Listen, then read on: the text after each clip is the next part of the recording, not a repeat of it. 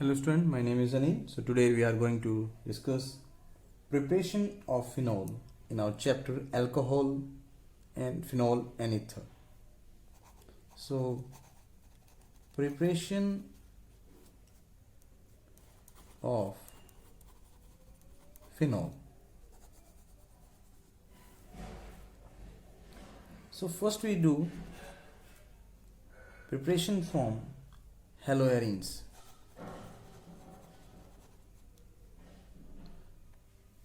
We'll take example of chlorobenzene.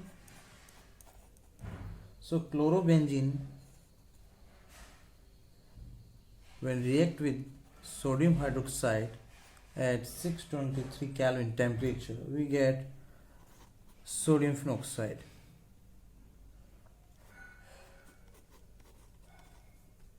And sodium phenoxide on acidification give the product phenol. Second preparation करते हैं from benzene sulphonic acid.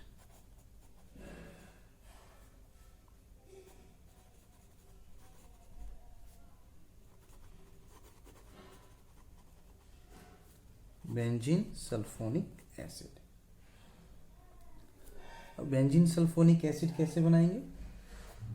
हम benzene की reaction करवाएंगे oleum के साथ. Okay, H2S2O7 के साथ. Okay, and we get SO3H on the benzene. This is our benzene sulfonic acid. And when this benzene sulfonic acid react with sodium hydroxide, we get sodium phenoxide. और अभी हमने sodium phenoxide से phenol कैसे बनाया है वो हम इस फर्स्ट मेथड का सेम यूज करेंगे.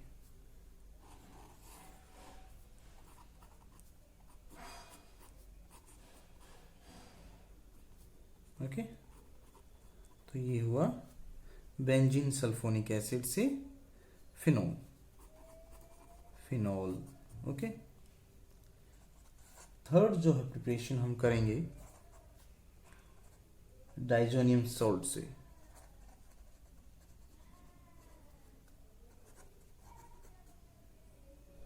ओके, अब डाइजोनियम सॉल्ट कैसे बनाएंगे?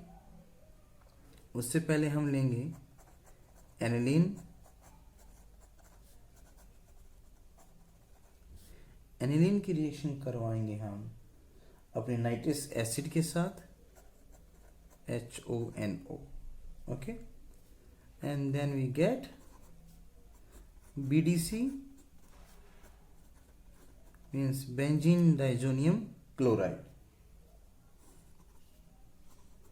और फिर इसका हम क्या करेंगे? हाइड्रोलाइसिस करेंगे and we get phenol plus N2 plus HCl.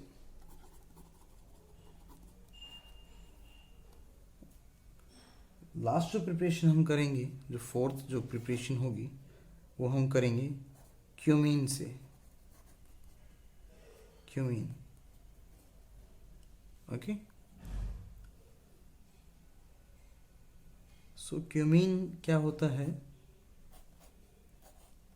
ये देखिए.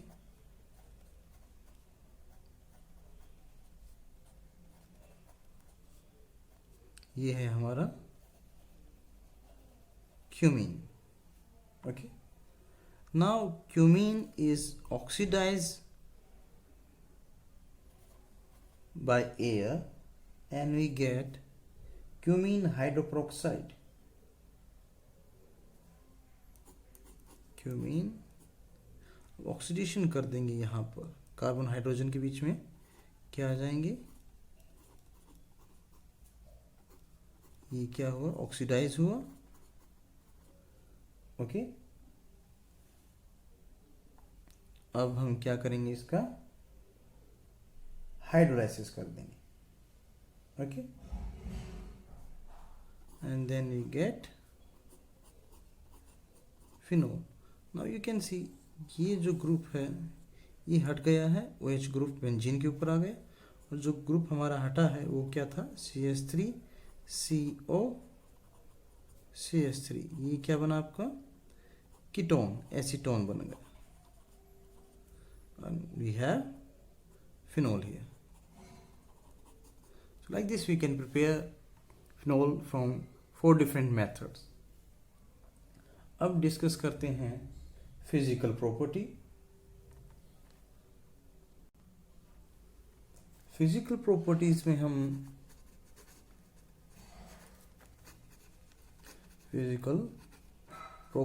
में हम सबसे पहले लेंगे अल्कोहल का बॉइलिंग पॉइंट।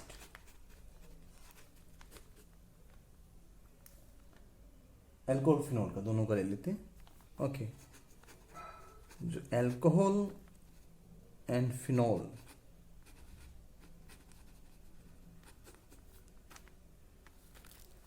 इन दोनों को जो बॉइलिंग पॉइंट है वो इंक्रीज होगा, it increase with increase in number of carbon atom। Okay, अब नंबर ऑफ कार्बन एटम होंगे, बढ़ेंगे, तो जो वंडरवॉल फोर्सेस हैं वो भी बढ़ेंगी, जिसके कारण क्या होगा, इनका बॉइलिंग पॉइंट इंक्रीज होगा। अब अल्कोहल में अगर हम देखें, अल्कोहल्स के अंदर अगर ब्रांचिंग की जाए अल्कोहल की चेन की, तो ब्रांचिंग के साथ बॉइलिंग पॉइंट जो है वो डिक्रीज होगा। और क्यों डिक्रीज होगा, क्योंकि जैसे हम ब्रांचिंग करते हैं कार्बन चेन की, तो सरफेस एरिया जो होता है वो भी क्या होता है, डिक्रीज होता है। और सरफेस एरिया अगर घटेगा तो जो वंडरवॉल फोर्सेस हैं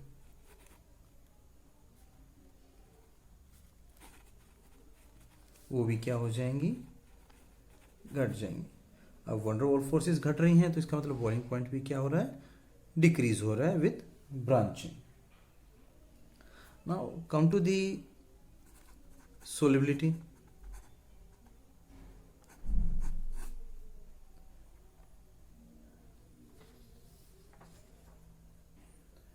अल्कोहल और फिनोल जो हैं, अल्कोहल एंड फिनोल दोनों ही सोल्यूबल हैं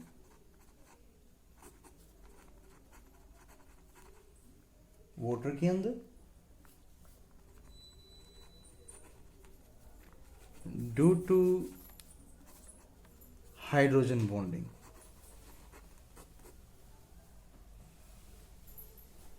सो ये तो थी फिजिकल प्रॉपर्टीज, हमने मेन की हैं। बॉइलिंग पॉइंट डिस्कस किया हमने, सॉल्युबिलिटी डिस्कस की। अब हम डिस्कस करेंगे केमिकल प्रॉपर्टीज।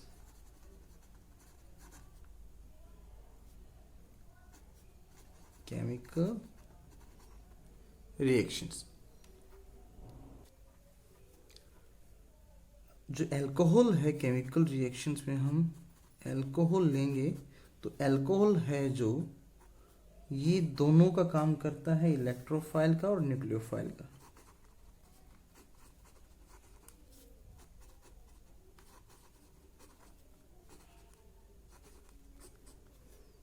इलेक्ट्रोफाइल का कब काम करेगा, इलेक्ट्रोफाइल का जब ये करेगा जब कार्बन और ऑक्सीजन बॉन्ड ब्रेक डाउन होगा। ओके, जब carbon oxygen bond break down होगा तब अल्कोहल इलेक्ट्रोफाइल का काम करेगा, और न्यूक्लियोफाइल के लिए ये जो ऑक्सीजन हाइड्रोजन बॉन्ड है इसको तोड़ना पड़ेगा। Okay, so alcohol is versatile compound, so it act both as electrophile and nucleophile. अभी हम यही रिएक्शन देखेंगे, how it behave like electrophile and nucleophile. Okay, so अब ये हम रिएक्शन जो करेंगे जिसमें क्या होगा, जो OH बॉन्ड है ये ब्रेक डाउन होगा। ओके, इसका क्लीवेज करेंगे।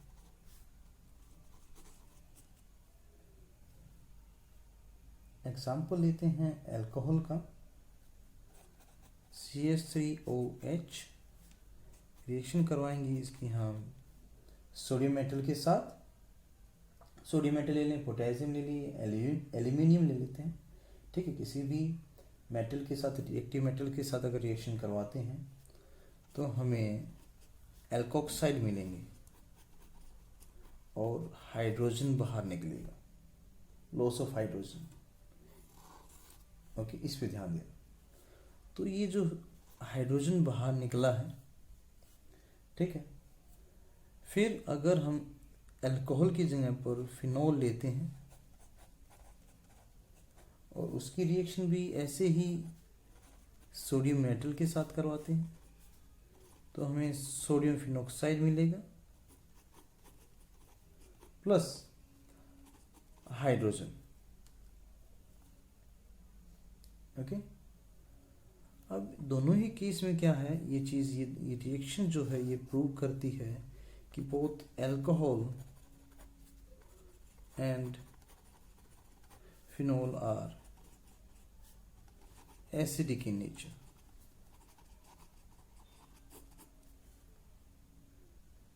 दोनों ही क्या है, एसिडिक नेचर की। अब डिस्कस करना होगा कि अल्कोहल और फिनॉल में से कौन सा ज़्यादा स्ट्रॉन्ग एसिड है। चलिए, फिनॉल की रिएक्शन करवाते हैं हम एक बेस के साथ, सोडियम हाइड्रोक्साइड के साथ, और हमारे पास होगा sodium phenoxide plus water. Okay, लेकिन अगर हम अल्कोहल की रिएक्शन करवाते हैं सोडियम हाइड्रोक्साइड के साथ तो कोई रिएक्शन नहीं होती। एक रीजन ये हुआ। सेकेंड रीजन देखें तो जो फिनॉल है वो क्या करते हैं, ब्लू लिटमस को रेड कर देते हैं।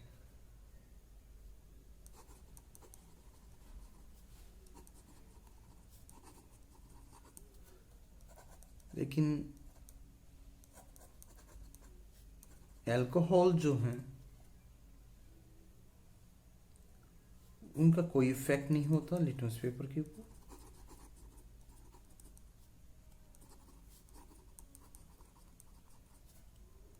तो ये दोनों चीजें प्रूव करती हैं अल्कोहल और फिनॉल का जो एसिडिक करेक्टर है उसमें फिनॉल क्या है, ज़्यादा एसिडिक है अल्कोहल से।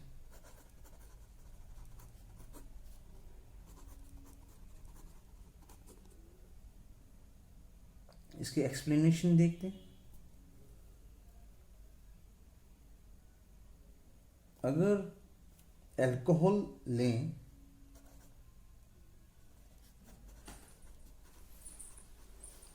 और अल्कोहल की रिएक्शन अगर हम वाटर के साथ करवाते हैं तो जो हमें एल्कोक्साइड मिलेगा, हमें एल्कोक्साइड जो आयन मिलता है प्लस हाइड्रोनियम आयन, इसमें क्या होता है, ना ही तो रेजोनेंस है, ठीक है। तो ये क्या है, लेस स्टेबल है। लेकिन अगर हम फिनॉल की रिएक्शन करवाते हैं वाटर के साथ तो हमें फिनॉक्साइड आयन मिलेगा। ये क्या है अपना फिनॉक्साइड आयन। ये जो फिनॉक्साइड आयन है ये स्टेबल है बाय रेजोनेंस।